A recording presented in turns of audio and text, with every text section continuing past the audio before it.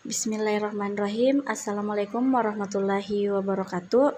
Perkenalkan, nama saya Sarina dengan NIM 2120 2038 6120 6003. Baik, di mana video ini untuk memenuhi tugas akhir semester atau UAS dari mata kuliah Analisis Laporan Keuangan Syariah.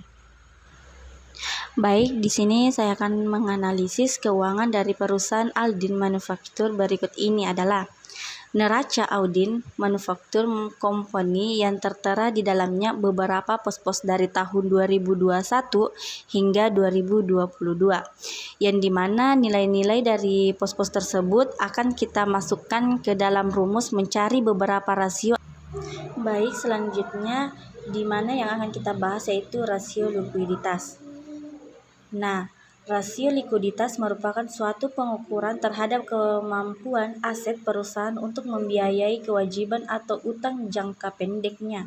Selanjutnya, kita akan membahas mengenai rumus yang dimana rumus yang kita pakai dalam menghitung rasio likuiditas perusahaan Aldin Manufaktur dalam rasio lancar, yaitu aktiva lancar dibagi dengan kewajiban yang jangka pendek bagi perusahaan Aldin Manufaktur Company. Rasio akhir tahun 2021 adalah $2,196 dibagi dengan $783, maka hasil yang didapati yaitu 2,80. Maka yang dapat kita simpulkan bahwa perusahaan Aldin Manufaktur Company pada tahun 2011 dolar hutang dijamin oleh 2,80 aktiva lancar. Selanjutnya bagi perusahaan Manufacturing Company, rasio akhir tahun 20x2 adalah $2,241 dibagi dengan $823, maka hasil yang didapatkan itu 72. Maka dapat disimpulkan bahwa perusahaan Aldin Manufaktur Company pada tahun 2021 dijamin oleh 2,72 aktiva lancar, maka hasil likuiditas 2x1 dan 20x2 mengalami penurunan, yakni pada tahun 20x1 sebesar 2,80 sedangkan pada 20M2 sebesar 2,72. Selanjutnya pembahasan kedua ada rasio leverage atau utang keuangan. Nah, di mana ada pembahasan rasio utang terhadap ekuitas. Nah, rasio di atas memberitahukan bahwa para equity memberikan 81 sen pendanaan untuk setiap $1 yang diberikan oleh pemegang saham. Median industrinya yaitu 0,80. Jadi Aldin sejalan dengan industrinya sehingga tidak akan mengalami kesulitan dengan para kreditor karena rasio utang yang besar. Selanjutnya pembahasan kedua yaitu rasio utang terhadap total aktiva.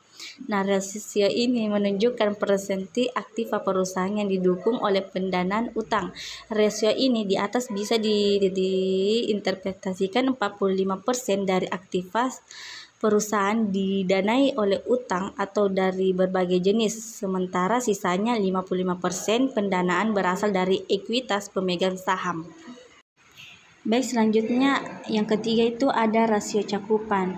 Nah, rasio cakupan layanan utang yang dikenal sebagai rasio cakupan adalah metrik keuangan yang digunakan untuk menilai kemampuan entitas menghasilkan cukup uang tunai untuk menutupi kewajiban layanan utangnya. Kewajiban ini meliputi pembayaran bunga pokok dan sewa. Nah, semakin tinggi rasionya, semakin besar kecenderungan perusahaan dapat membayar pembayaran bunga tanpa kesulitan. Dengan median industrinya 4,0, kemampuan Aldine untuk membayar bunga tahunan 4,71 kali dari penghasilan operasional menunjukkan margin keamanan yang baik. Nah, selanjutnya pembahasan yang keempat yaitu rasio aktivitas. Nah, rasio aktivitas adalah salah satu rasio yang membandingkan antara tingkat penjualan dan investasi pada semua aktiva yang dimiliki perusahaan. Nah, yang dimana ada rasio perputaran piutang. Rasio ini memberi tahu kita berapa kali piutang usaha telah berputar atau menjadi kas selama tahun tersebut. Semakin tinggi perputaran, semakin pendek waktu antara penjualan kredit dengan penagihan tunainya. Terus yang ke B rasio perputaran piutang dalam hari. Bagi Aldine yang berputaran piutangnya 5,89, rata-rata waktu penghasilannya adalah 62 hari, sementara median perputaran industri adalah 8,1. Rata-rata waktu penagihan industri adalah 365 bagi 8,1 sama dengan 45 hari. C. Rasio perputaran persediaan. Nah, perputaran persediaan Aldine sebesar 2,02, sangatlah berbeda dengan median rasio perputaran industri besar 3,3. Perbandingan yang kurang baik ini memperlihatkan bahwa perusahaan tersebut kurang efisien manajemen persediaannya, atau Aldine memahami stok persediaannya yang sangat banyak.